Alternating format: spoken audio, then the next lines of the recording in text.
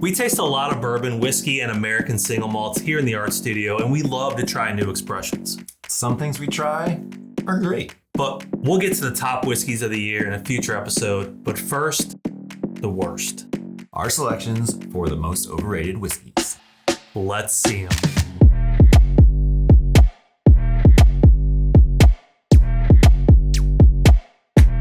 The reasons for these whiskeys being on this list vary and, of course, are subjective.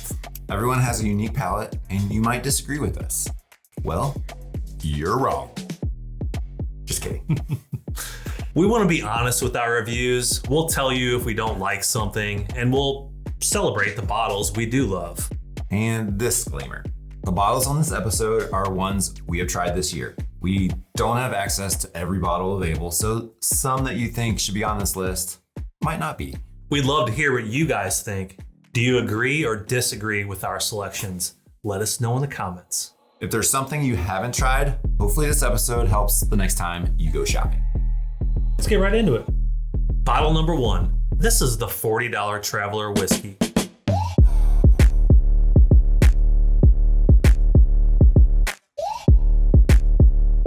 I mean, it's fine for what it is. If you'd like a full in-depth review of this, you can check that out. Link in the description. Would you call this overrated? I actually think it's closer to properly rated. If you're a Stapleton fan, you might enjoy this more than if you're not. Right. If you're not a whiskey geek like us, you might find this sweet and delicious. Which it kind of is. Yeah. It's just not something that whiskey enthusiasts will be looking to pick up or looking to seek out. I mean, I can't even say hunting because there's no hunting required. I mean, there are a ton of these on the shelves. Everywhere now. There are just a lot of better options than this one. This guy is a blended whiskey from Buffalo Trace. Comes in at 90-ish proof. Yeah, 90 proof. But if it were our choice, we'd recommend going with the Buffalo Trace's flagship bourbon instead.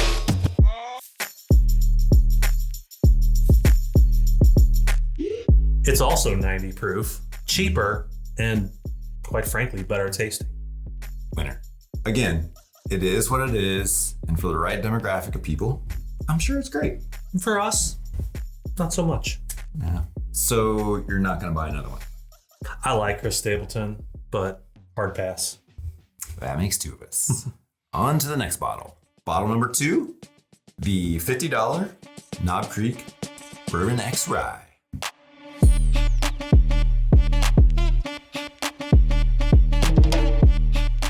One word, Scott. That is disappointing. It's not very original or creative. If you'd like to see how this compares to our own Knob Creek Brew Rye blend, you can watch that episode via the link in the description.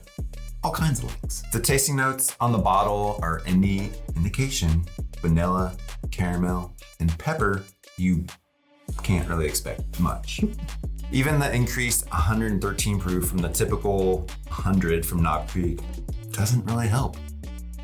Honestly, for the price, we'd rather have any other Knob Creek expression besides this one. Ouch. But it's true. The best brew rye has to be the Utah only by West. Utah. Yes. But one we would recommend any day over the Knob Creek brew rye is the Redwood Empire Lost Monarch.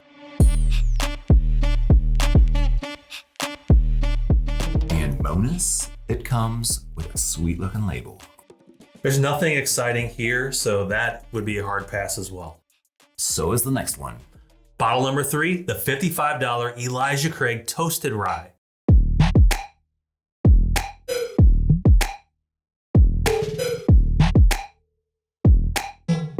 Not sure that this one is overrated quite yet, but the standard Elijah Craig Toasted definitely is. Superb. I love ryes, but this is another one that just comes up short on expectations. Maybe it's just me, but I prefer Elijah Craig bourbon way more than the rye.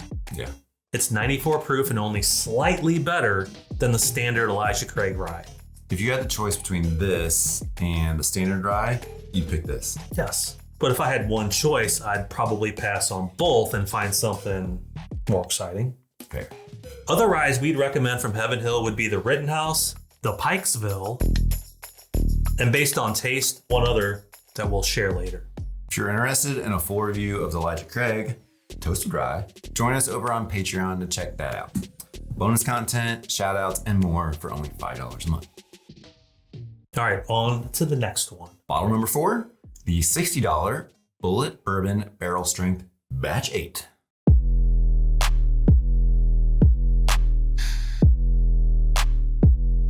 I like that they put batches on the side of these labels here so you can compare with the other ones.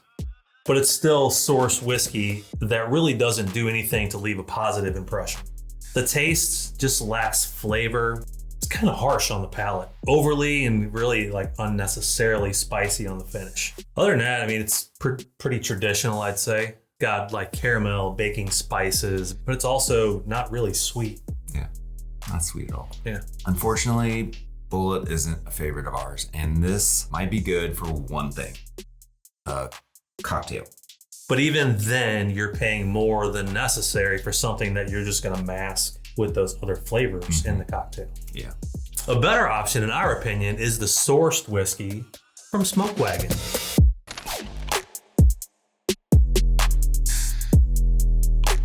The uncut, unfiltered had its moment not too long ago, but we still believe this is a much better option from aroma all the way to the finish. Yes. This one, not this one. Okay, bottle number 5, the $65 New Riff 8-year bottle and bond.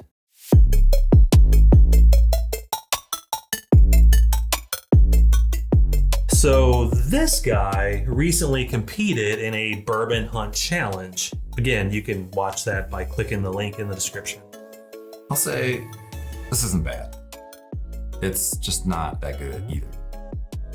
We expected more from it being an 8-year-old. When you put an age statement on something, you're really setting expectations. And naturally, we had to compare this to some of our other favorites in the same age range.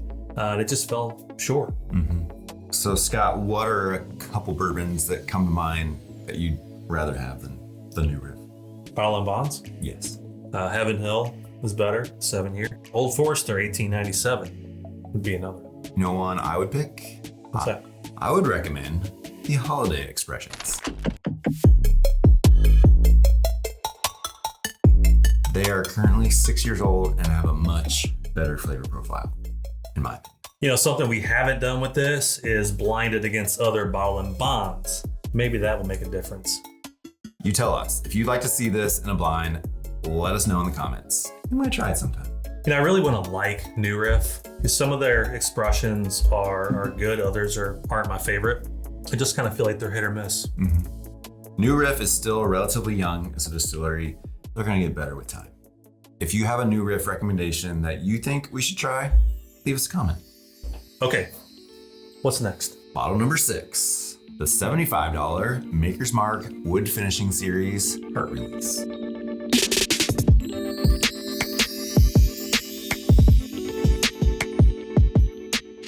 So we tried this, and the first sip was just sour. I mean, maybe it was from the food I was eating beforehand. So I tried another sip and another. Fortunately, it became less sour, but it turned bitter on the finish and just really didn't hit my palate like I wanted it to.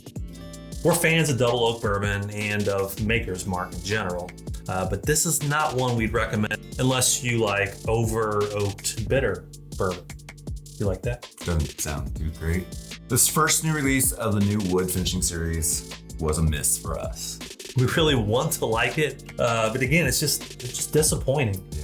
The flavor notes on the bottle: caramel, chocolate, and maple. Scott, do you get any of those? That's questionable.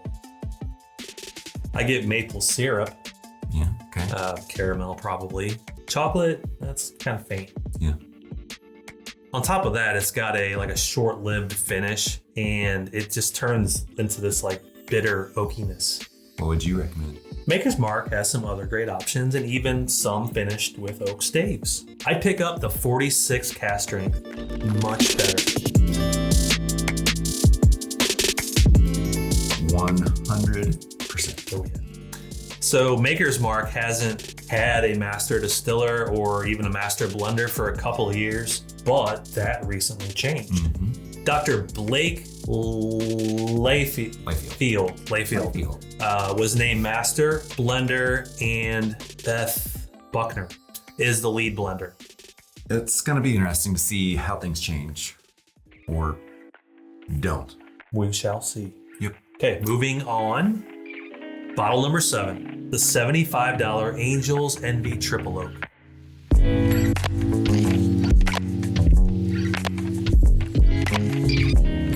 All right, so similar to the Maker's Mark, I really wanted to like this one. This is the standard Angel's Envy, which is then re-barreled into 3 different oak barrels. It's a French oak barrel, a Chinkapin oak, and a Hungarian oak. It's just, again, underwhelming to me. It was a good experiment, but for my palate, it missed. Will I drink it? Sure. Will I buy another one? Probably not.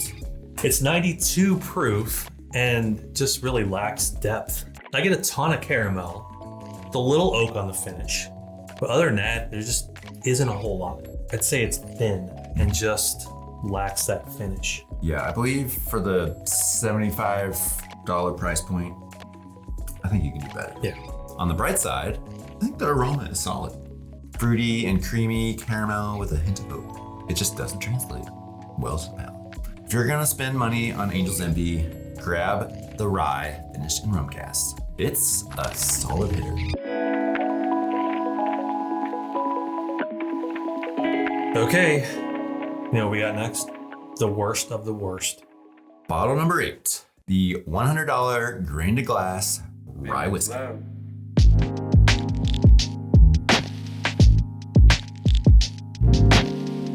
It's not the worst, Scott.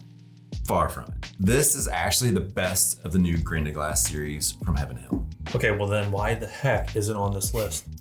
Money, money, money. It's $100, and it's just not worth an entire Benjamin. Half a Benjamin? Yeah, maybe a little more. While this could be regarded as a special pour, and for some, it's worth the extra money. Is it good? Yeah. Will we share it with friends? Probably. Yeah. But bottom line is, just not worth the money. For a full review of the bottle, make sure you join the Artfully Bourbon Patreon community. And by joining, you help support this channel and get bonus content and more for just $5 a month. As our channel grows, so will the benefits. If you're interested in a rye but only have half a Benjamin or so, we'd recommend the Willet Straight Rye Whiskey. It's not new and shiny like the grain glass, but it's lovely if you like rye. I think there's a theme here, and really, it comes down to value. Does it taste good? Maybe. Is it worth the money you pay? Probably not. If you enjoyed this episode or found it helpful, hit that like button. And if you haven't already done so, hit that subscribe button as well so you don't miss the Artfully Bourbon Whiskey of the Year. Stay tuned. Coming soon. Do you agree? Totally disagree with these overrated bottles? Let us know. Make sure to leave us a comment. Cheers, y'all. Thanks for watching. Until next time. Enjoy responsibly. Peace.